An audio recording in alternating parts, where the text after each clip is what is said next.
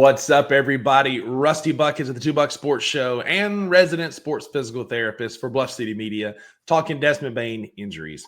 We all saw the release. DeMichael Cole said that Taylor Jenkins in his pregame presser said that Desmond Bane is going to miss a little time. He had an MRI on the foot that he injured in Sunday night's big win over Milwaukee. I don't know what day it is. Sunday night's big win over Milwaukee. Great comeback win for the Grizz on the road, by the way. Huge mojo win.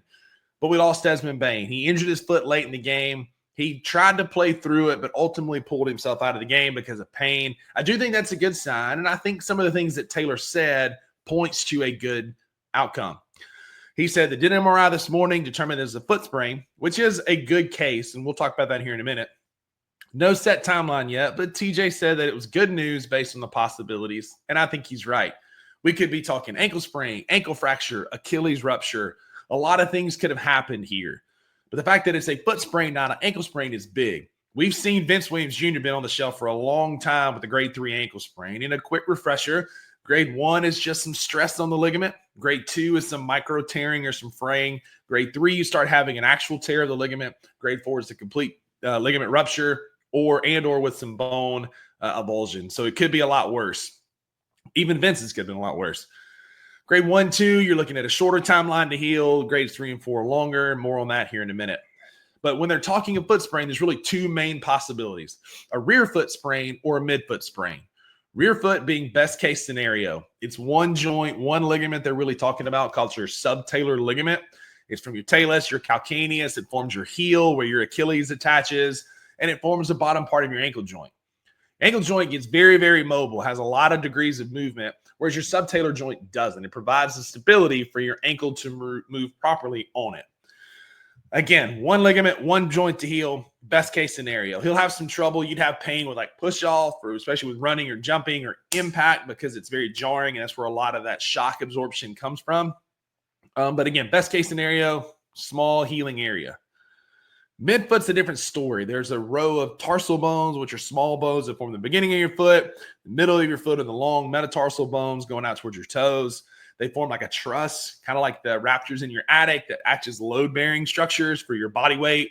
When you're running, it forms your foot arch to keep your foot from plopping down and putting extra stress on your ligaments and muscles. And it just helps with overall athletic ability to run, all that sort of stuff.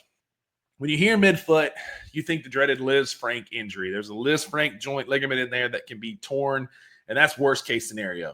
He's done for the rest of the year if that's the case. Marc Gasol had one. Yao Ming had a couple. I believe Embiid had one. It's not a great injury. Typically requires surgery, not a lot of blood flow to that area, much like Gigi's fifth met head. And so you can see a significant time away from basketball with that. But Taylor said that it's a good possibility. Good news based on all the possibilities, and he's right. I'm going to say it's more of a rear foot than a midfoot. That's what we're going to put out there. He thoughts and prayers, to Desmond for that. But it could have been a lot worse. So timelines, what everybody really wants to know. Enough nerding out. Timelines. So grade 1, 2, I think regardless, he's out past the All-Star break. I think we'll get another reevaluation in 2 weeks after the All-Star break, give him some time to rest, some time off from games and practice. And we'll reevaluate. Best case scenario, this is like a 4-week or less injury. This is going to be honest. I think that there's going to be some time here. It's a ligament injury in an athlete with a history of foot injuries. He's injured his foot last year and in 2022. This is a recurrent thing for Des. So I think he's going to be out at least 4 weeks. I'm hopeful, based on the information strictly from what I have from DeMichael and what I know about mid and rear foot ankle or foot sprains, 4 to 6 weeks. Realistically, 4 to 6 weeks. If it does trend towards more like a 3 or 4, which I think we would have known more about, he would be out for a lot longer, 6 to 8 weeks or longer. So we're going to say we know how conservative the Grizzlies are. We know the nature of this injury. I'm going to say 4 to 6 weeks, Desmond will be out. He'll likely be in a boot or some type of immobilizer. A hard cast is not a good sign, but if he's in a walking boot, that's great. He may be on crutches, and that's fine. You want to make sure you offload it some, but allowing him to put some weight through it. So we're going to hope for best case scenario. A grade 1, 2 rear foot sprain is what we're hoping for, and we'll get more information as it comes. But tonight, lock in. Big game against the Spurs as we tune up for Oklahoma City coming up on Saturday. Need y'all there. Need you locked in. Go Grizz. Best wishes to Desmond Bane. Heal up fast.